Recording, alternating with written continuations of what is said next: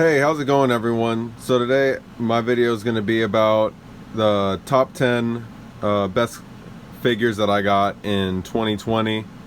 For the most part they're in order, but towards the top end it gets harder to choose on who should be number one. So uh, you'll see as we go on, it'll be a tighter margin for who should be number one and who should be like number 7, even maybe number 10. You guys might think should be number one, but this is gonna cover a bunch of lines. It's gonna go over. I got a couple Marvel Legends. I have some McFarlane on here, some NECA, and some Mythic Legions. Even you'll see, I got more on here, but yeah, these are gonna be my top 10 figures that I found to be like pretty much the most impressive. It's the best looking on a shelf from a distance, or even maybe including articulation. But we'll start with number 10. Right here we got, he's closely related to the back, these two comics. I'm just keeping these here, I don't have a diorama back here for now. I just got these guys. They look cool. These are some comics I've been into lately. I've been really into the King in Black series. It's been pretty good. But yeah, so we're gonna start with the Marvel Legends Venom. This guy was really good. He's super nice. He comes in at number 10 because of well, he looks better than the Retrowave Spider-Man to me, and the only thing he's really that he's missing comparably is the butterfly joints, which I like, but it keeps his sculpt together, at least, I guess.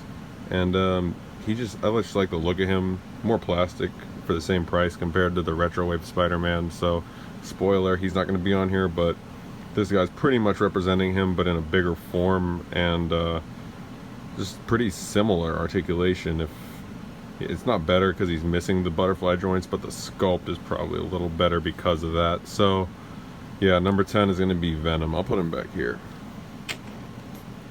Alright, number 9. Number 9 is going to be another Marvel Legend. I think there's only 3 of them on this list, and 2 of them are in early, but you'll see when the next one is. It's going to be the Venom.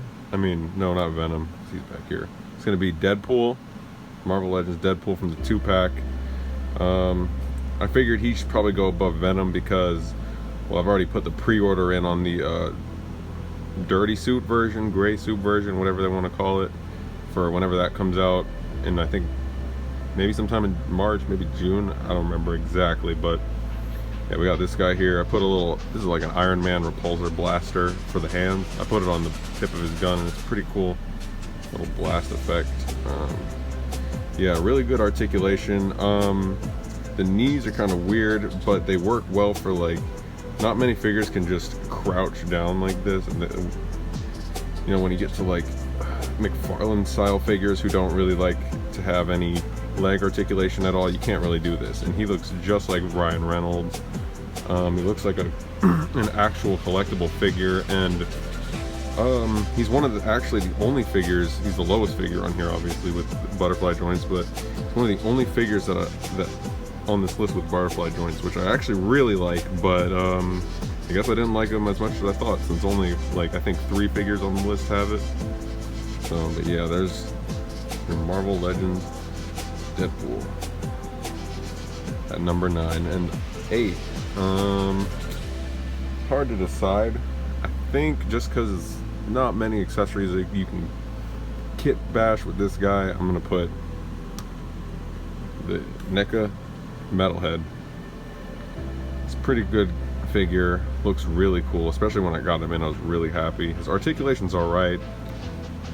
It's pretty much seamless for down here you got some pins, so it's not pinless, but arms, they knew how to go through with the design for sure. I like this little, been keeping this chest piece in for the review, but the little gun's cool. But you can close this up, comes with a bunch of different hands, open the mouth, and he sits there on the shelf, and at a distance, that's pretty much what most of these guys are getting judged on, is how they look when they're like at a distance, just put up pose, because that's how they are most of the time. You're very rarely probably going to be messing around with all your figures. So you know, he looks really good with the animated design. He was just done really well. If you can get him at retail or even close to that, you know, he's really worth it. He has the good articulation where he needs it, and just the design picks up for all the downfalls of him. He's just a really good looking figure. He looks really good. He's number 8.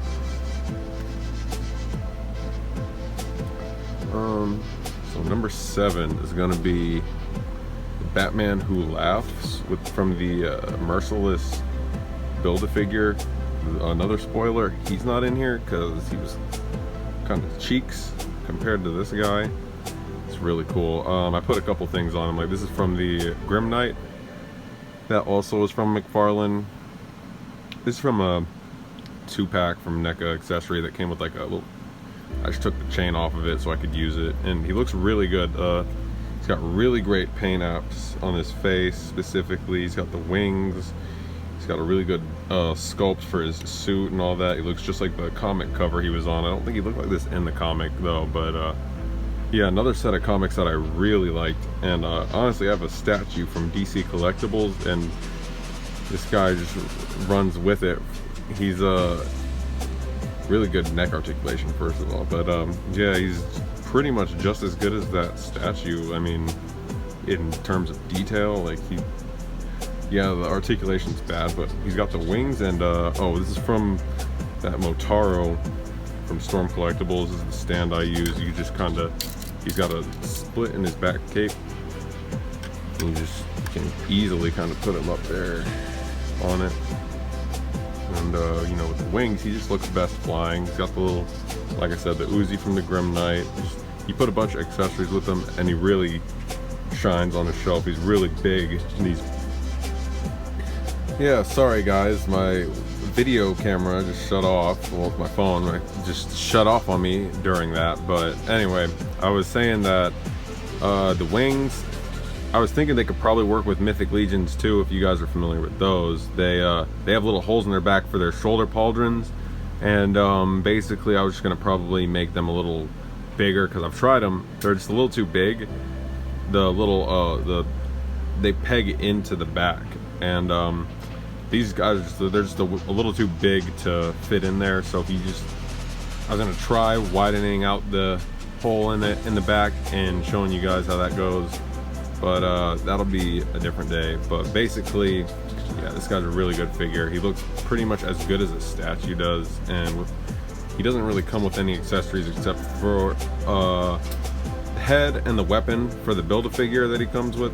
I mean, for the wave that he's in, and those are good, but if you add anything else, he's gonna look way better just like this, you know. And if you put him up on a shelf and he's got a stand, it's just gonna go together really well. So yeah, he's gonna be number 7.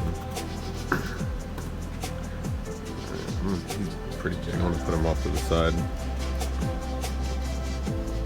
All right, number 6. Let me see.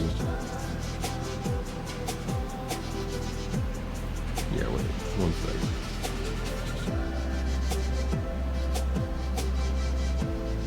So we're gonna bring out this guy. Speaking of Mythic Legions, yeah, there's the holes that you might be able to put these wings in. But yeah, this guy comes, it's Chronaw, Mythic Legions. He's supposed to look like what is that? I can't remember what it's from now. Just He-Man. Yeah, he's supposed to look like Cronus. Can't remember the guy's name. Right back here, I got the extra head he comes with. Something Jaw. Comment below if you remember the name. Trap Jaw, that's what it is. You still let me know what you think about him. But this is a figure. He was made from Mythic Legions. Comes with a bunch of accessories. He's supposed to be an homage to Trap Jaw from He-Man. Looks really good, moves really well. It's a 1.0 body mold, so he doesn't have the, I at least don't think he has a he only swivels like that. He doesn't have any kind of crunch in the front. But if you ever had one of these guys, they're really cool. They have a lot of customizable parts. You can pop out the horns on the head, you can move them around. These guys are for the most part, they're painted pretty well, but they're meant to be more customized heavily. So like, you know, this belt, I'm probably gonna, I'll show you guys, I'll update you on things that I do end up customizing. This is one of the things that I intend to, you know, bring out some paint on this thing and paint them up, change some colors, probably paint this head sculpt up. But I got more Mythic Legions coming in. This happens to be my first of basically their 6-inch wave. I don't have much of their I've only got about 3 Mythic Legions, but they're definitely coming in. I got pre-orders. You guys should definitely check them out. Store Horseman, that's definitely one of my favorite brands, I guess, toy brands of the year. That this is the one I'm going to be watching probably the most, because just the accessories it comes with. They come with tons of accessories, you know, 1, 2, 3, 4 weapons right here, at least that I remember. I'm pretty sure it comes with 2 head sculpts. You can actually pop out parts, customize them. They get insane range of movement. Just like they're a little more on the pricey side, probably double what you'd pay for a Marvel Legend, but you get, you know, at least you get more paint. Even though it's not even finished, you get more paint than a Marvel Legend, and you get tons of accessories, customizable options. These guys are really good. So number 6, Mythic Legions, Chrono. Number 7. Oh wait, no, we're going down. We're going to 5. So let me see. Who do I want? I had a list, but it's hard to keep them in order when you're just looking at all your options. So I think we're gonna give this from Creature Replica is the brand. I'm pretty sure John St. John is the name of the sculptor, the guy who makes these anyway. And it's from Creature Replica. I think he used to work for Hasbro, and it's got really. Originally, I got him because I wanted to get just the best werewolf action figure I could get, and like this is nearly a statue with the base and like his height. He's one of the taller figures. Like, it's hard for figures to come close to this guy because he's got insane. Let me take off some of these looser pieces he's got on him. But in terms of these little like shreds of a shirt, he's got tons. You see all the articulation right there in his leg. He's got all those points. They get a lot of range. You know, I like to keep him as tall as I can, being a menacing werewolf. He's got some cuts in the chest right there. They don't give him any ab crunch, but he's got lots of swivel room with those. And just you can see the abs. You kind of make them out right here. The pecs right there. He's got really good. He's got brown arms. This is called the Louisiana Rougarou, by the way, from Creature Replica. The articulated jaw. I think it said the ears are articulated, but I'm not pushing them. They don't really move. They don't move for me. But yeah, it's probably the.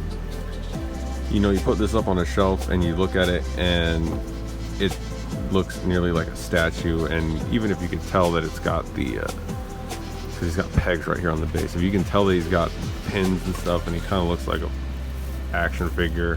He comes with like a lot of sculpting, detail, paint, range of movement. This can go a little higher, but I'm not going to move mine right now. Even comes with the little extra pieces. $35, by the way, really cheap. He's in comparison to, we'll bring back in the Mythic Legions. This guy's at retail probably $40, $45. So this guy being as big, coming as detailed with as many accessories, and this base.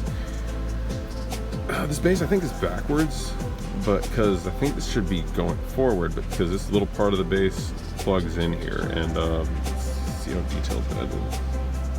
It just comes with tons of detail. Speaking of the tail, and so yeah, number 5. And we're gonna move on now. Number 4. It's hard to decide in the moment, because I already had a list, but then you look at them and try to justify. All right.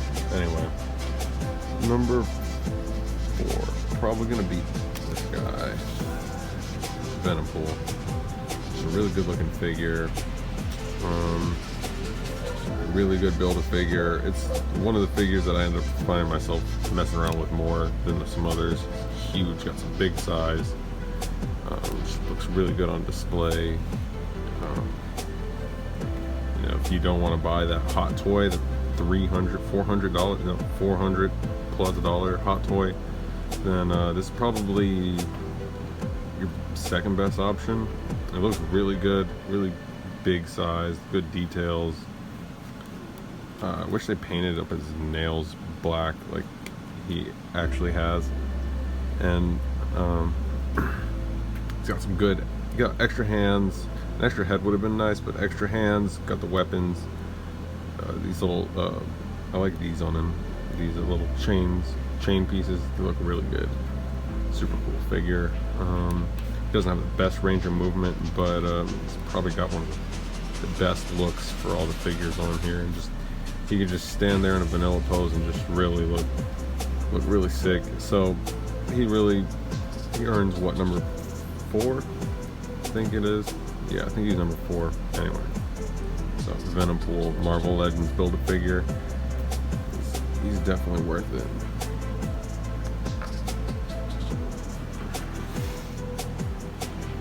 Right, number 3.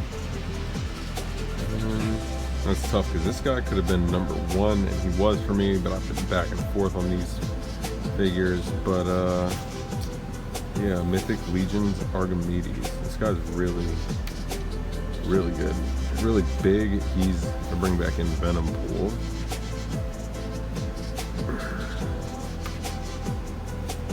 Yeah, so this guy's probably about 8 inches to about 9 inches. 9 inches, really big figure.